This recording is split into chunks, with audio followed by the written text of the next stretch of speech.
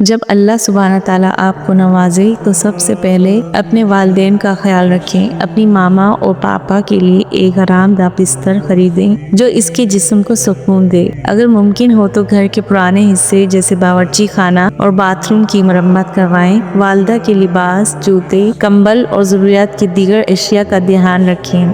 اگر رزق میں برکت ہو تو اپنی والدہ کے لیے کوئی زیور یا کوئی خاص تحفہ خریدیں۔ اپنے والد کا خیال رکھیں، انہیں نئی اینک دیں اور ان کی پسندیدہ اشیاء جیسے کپڑے، جرابیں یا عطر فراہم کریں۔ ان کی دوا کا خاص خیال رکھیں، یہ ان کے لیے پانی سے بھی زیادہ اہم ہے۔ یہ مت سمجھیں کہ وہ دنیا سے سیر ہو چکے ہیں۔ یہ غلط فہمی نہ رکھیں کہ والدین نے سب کچھ دیکھ لیا ہے اور آپ زیادہ مستحق ہیں۔ والدین زندگی کی سب سے خوبصورت نعمت ہے۔ ان کے جانے کے بعد آپ ان کی کمی کو کبھی پورا نہیں کر سکیں گے۔ بہن بھائیوں کے ساتھ تعلقات بہتر رکھیں۔ اگر کسی بھائی کے ساتھ اختلاف ہو تو والدین کی خاطر اس سے صلح کریں۔ ان کے دل کو یہ یقین دلائیں کہ آپ سب ایک دوسرے کے لیے محبت اور عزت رکھتے ہیں۔ زندگی میں خوشیاں بانٹیں۔ والدین کو ان کی زندگی میں عزت دیں، ان کے ساتھ وقت گزاریں اور ان کی چھوٹی چھوٹی خواہشات کو پورا کریں۔ ان کی خدمت کو فرض سمجھ کر کریں، بغیر کسی اجازت یا مشورے کے۔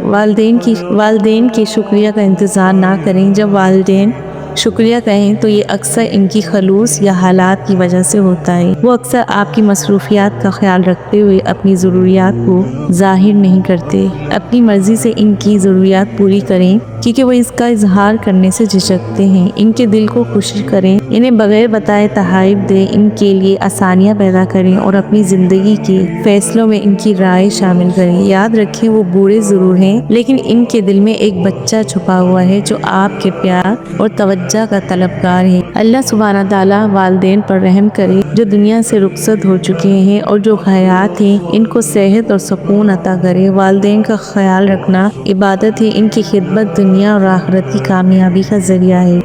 والدین آپ کی زندگی کی جنت ہے، ان کی قدر کریں۔ جزاک اللہ۔